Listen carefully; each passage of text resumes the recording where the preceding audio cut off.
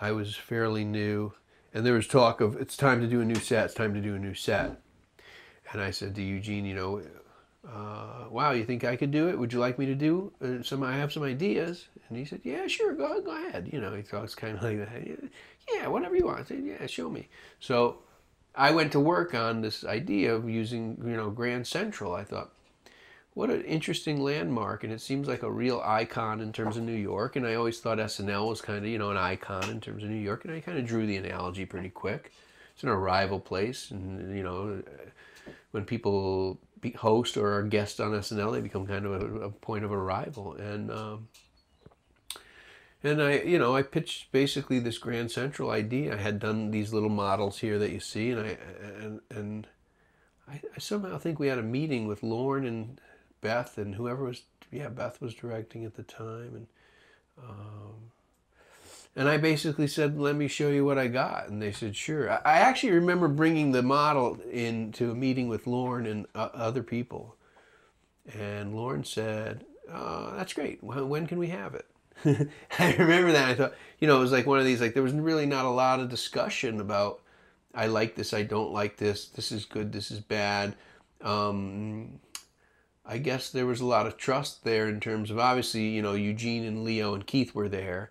But they kind of like pushed me forward and were like, yeah, show them, you know, show them. And I was like, oh, like, okay, yeah. And I opened the little box and I showed them the model, and there were very few questions. Beth asked a few questions as director, and I'm pretty sure Phil Himes asked a bunch of questions. Like, you know, how am I going to light that? Or something like that. I don't know exactly what he asked, but he was always kind of a pain in the butt. But yes, so there was, you know, discussion as to, you know, some details, and you know, we moved right ahead with it. Basically, I went right to the drawing. I had some rough drawings, but you know, I am a big fan of working in model form, which you could see here. But that's basically what I always did. I found it the most kind of best communicative, you know, best way to communicate. And many of these models don't have, well, they do now, but most of them don't have any drawings when they start. Oh, really? So this is the first step for you to Yes, conceptualize for it. me, yeah. So Obviously, there's drawing in terms of you see this is drawn, but I would just draw. I don't even have a folder here. There's a folder somewhere with, you know, 8.5 by 11 pencil. So I would draw the little elevations, and then I'd cut them out and make them in pieces and parts. That's why you see little stuff laying around, because pieces don't always make the make it to the, you know. But this was one of the early ideas for taking away this middle proscenium element and making it like a single arch for the two sets. now, how much research did you do at the real Grand Central before even making the model? I did a considerable amount of research. I was fortunate enough, well, the first step, I really just went there and with a tape measure and measured things. I think people must have thought I was crazy. I was like measuring Grand Central, and it was 03, so it was after 9/11, and I was stopped by several people saying, what are you doing? You can't measure that. I was like, what are you talking about? You know, like, yeah, I definitely remember I was taking pictures too of stuff, because like the marble on the floor, and took a lot of pictures and a lot of details. A lot of the details of Grand Central that I didn't discover myself. I went to this guy, Frank Pryl, and he was terrific. He showed me, actually gave me a tour of the windows. I don't know if you know how all the windows can open and you can walk through the glass. There's a glass floor and you can walk through the windows. And he gave me a tour and told me all about Grand Central, most of which I didn't retain. But no, I retained a good amount of it. But there was a really good book about it, and he gave it to me. And it's a really interesting building. Why did these elements, because, you know, you didn't use the constellation or like the grand staircase, but so why did you choose to focus on the tracks and the parts that you, which parts I think did the you other retain? elements were just too hard to incorporate. I mean, the major staircase, would have loved to use them. I have, you know, tons of little sketches and stuff of information of stuff I would have loved to use, but I think, you know, I pared them down to the elements that are best suited for our stage, you know. And in the end, you know, you can see I did the front element, the entrance on 49th and Vanderbilt.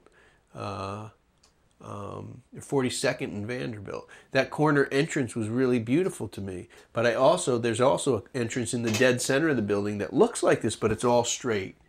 And I remember there were various elements I presented to Keith, Eugene, and Leo, but they were presented like this, as individual pieces. I have a model of just the windows that open. And the reason I built the model separately is because it allowed me to insert them into this actual model. They were pieces that I would put in and move around until we discussed how they worked. That's why there's the double tracks. I have another model to the scale that the double tracks can fit in there. Where they are, I don't know. But I did have a whole bunch of different scenarios that I would present to Eugene, Leo, and Keith when I was, developing it. And they were responsive. This is actually Eugene's idea, was adding this whole front piece. He felt that the proscenium should continue out into the audience. So I added this piece. And it's there. Talk about the lights, because I know that was a big challenge. Yeah, all the bulbs. Yeah, what was... Well, what the was lights are specific? fine, but the lighting designer didn't want to use...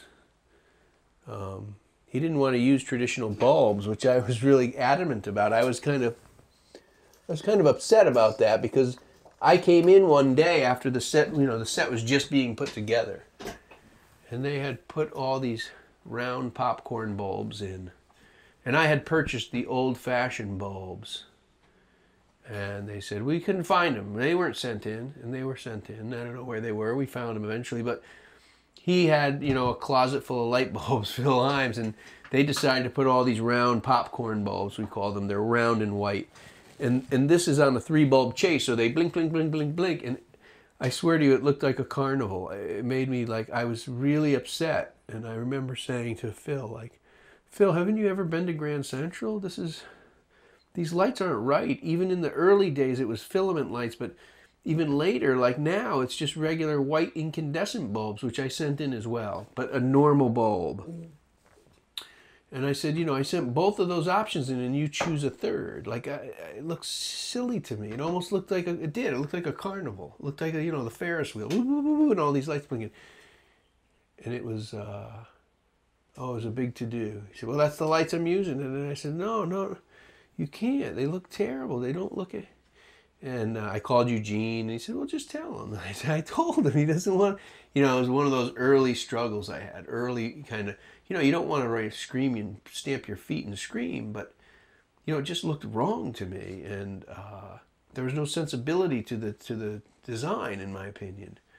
And eventually I won the battle, but it was a tough one. And, they put all the filament lights in, and I think it looked a million times better.